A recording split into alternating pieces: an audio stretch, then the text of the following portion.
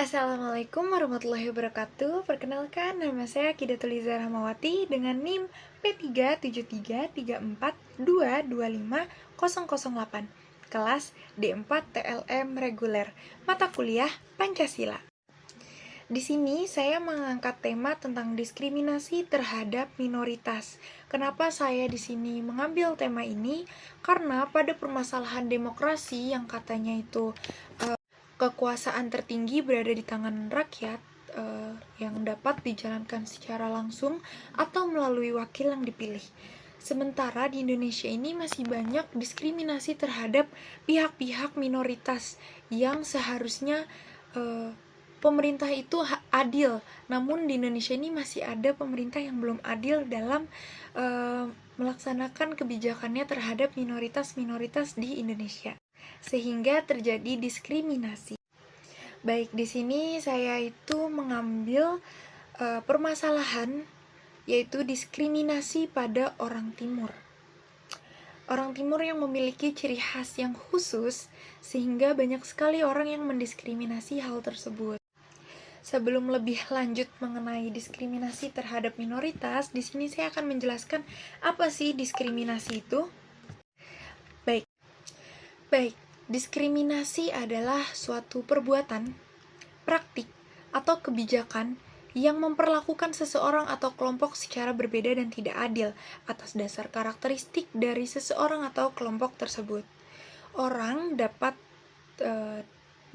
didiskriminasi berdasarkan ras, jenis kelamin, usia, agama, atau kepercayaan, warna kulit, juga bisa disabilitas, orientasi seksual, serta kategori lainnya yang bisa orang-orang melakukan diskriminasi terhadap orang tersebut. Baik, diskriminasi itu terjadi ketika individu atau kelompok diperlakukan dengan lebih buruk dibandingkan orang lainnya karena faktor keanggotaan aktual atau yang dipersepsikan dalam kelompok sosial atau kategori sosial tertentu. Diskriminasi dapat berupa pembatasan kesempatan dan hak terhadap anggota dari satu kelompok yang tersedia bagi anggota kelompok lainnya. Setelah membahas tentang diskriminasi, di sini saya akan membahas tentang minoritas. Apa sih minoritas itu? Minoritas adalah golongan sosial yang jumlah warganya jauh lebih kecil dibandingkan dengan golongan lain dalam suatu masyarakat. Oleh karena itu didiskriminasi oleh golongan lain. Jadi dalam suatu masyarakat dia sendiri di dalam kelompok kecil itu berbeda, seperti itu. Itu yang disebut minoritas. Nah, diskriminasi juga masih merupakan masalah yang signifikan di Indonesia. Kenapa seperti itu? Terlihat dari berbagai kasus yang menargetkan kelompok ras dan etnis tertentu dari berbagai faktor seperti warisan. Diskriminasi masih merupakan masalah yang signifikan di Indonesia. Jadi di beberapa kasus itu terlihat sangat kelihatan sekali gitu kalau ini adalah sebuah diskriminasi terhadap minoritas atau kelompok tertentu di Indonesia ya. Di sini mungkin agak buram ya, beberapa kasus yang saya lihat dari Google atau internet tentang beberapa kasus diskriminasi yang ada di Indonesia.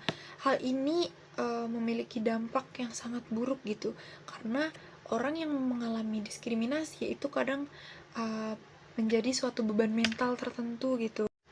Selain Indonesia yang merupakan negara yang maju, negara Amerika Serikat pun itu juga masih mengalami diskriminasi loh terhadap masyarakat yang berkulit hitam. Jadi selain Indonesia yang selalu diskriminasi terhadap kulit-kulit orang-orang timur yang eksotis, ternyata di luar negeri pun juga mengalami hal yang sama gitu.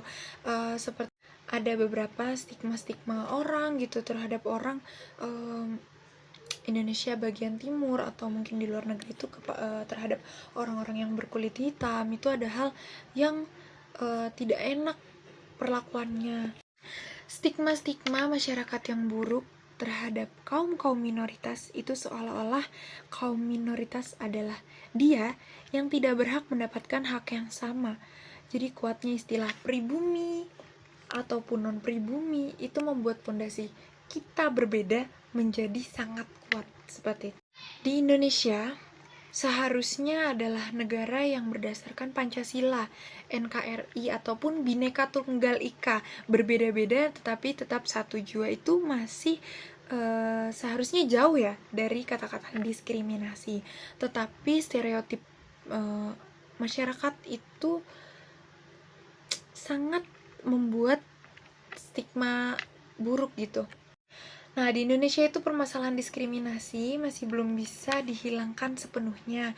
Banyak diskriminasi yang dirasakan oleh masyarakat Indonesia bagian timur, terutama orang Papua.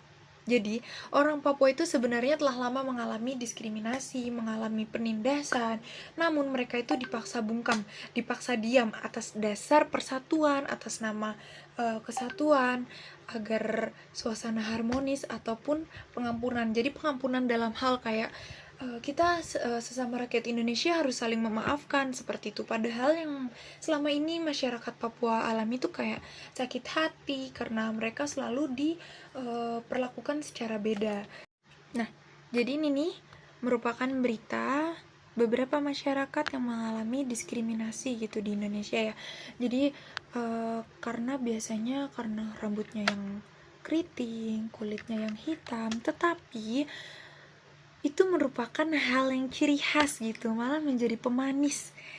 Nah, di suku bangsa Papua merupakan ras Melanesia yang jumlahnya hanya 0,1% dari 250 juta penduduk negara Indonesia, lebih minoritas dari jumlah warga setempat. Akan tetapi juga lebih tertinggal dari kemajuan modernisasi perubahan peradaban yang modern. Karena itu, paling sering mendapat persoalan tentang diskriminasi dalam berbagai aspek dari sebuah kehidupan, baik sosial, perekonomian, politik, hukum, maupun HAM.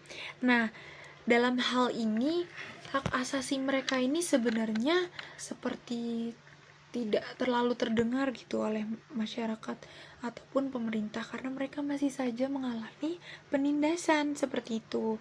Kasihan sebetulnya, tetapi stigma-stigma masyarakat itu yang membuat masyarakat Papua masih mengalami diskriminasi. Di sini saya juga ada satu contoh kasus tentang diskriminasi oleh mahasiswa Papua di daerah Surabaya yang mengalami pengepungan. Nih, bahkan di bannernya nih terlihat ya di cover berita tersebut, rakyat Papua bukan monyet. Ini sangat prihatin ya melihatnya, seperti mereka itu merasa benar-benar tertindas. Baik, di sini saya akan menjelaskan tentang isi berita tersebut. Di sini saya akan menyampaikan beberapa hal mengenai berita tersebut. Berita ini berisi tentang beberapa mahasiswa Papua yang berada di Surabaya di sebuah asrama terjadi pengepungan, mengalami pengepungan oleh anggota Ormas, TNI, Polri, serta Satpol PP. Hal ini adanya dugaan tentang pengerusakan tiang bendera dan pembuangan bendera merah putih ke dalam selokan oleh mahasiswa Papua tersebut. Hal ini sebetulnya tidak benar karena ini merupakan provokasi dari masyarakat sekitar atas ketidaksukaannya keberadaan mereka gitu. Ini tertangkap ya beberapa pelaku provokasinya gitu. Di Indonesia sendiri ada pasal seperti pasal 156 dan 157 KUHP serta pasal 16 UU nomor 40 tahun 2008 itu seharusnya tidak ada diskriminasi terhadap beberapa ras, etnis, suku maupun agama. Namun hal ini masih saja terjadi di Indonesia. Setelah yang pertama, keadilan terhadap kelompok minoritas.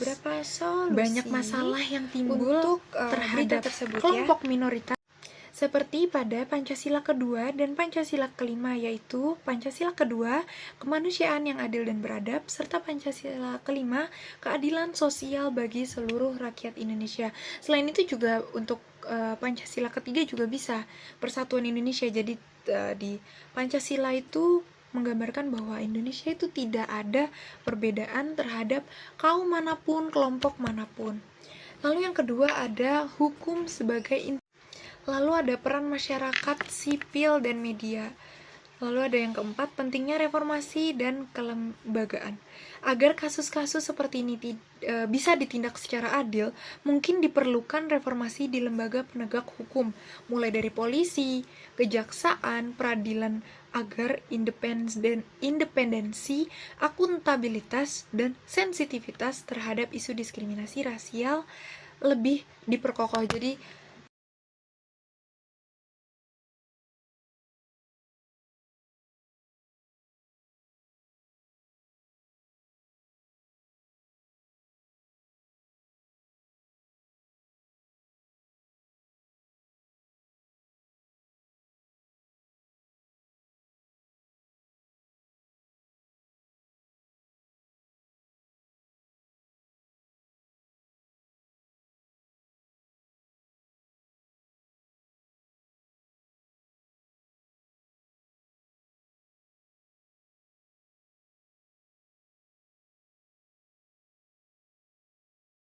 seperti di video yang tadi yang sudah saya jelaskan isi berita tersebut, pentingnya reformasi kelembagaan. Baik, terima kasih banyak telah menonton video saya tentang diskriminasi terhadap minoritas. Wassalamualaikum warahmatullahi wabarakatuh.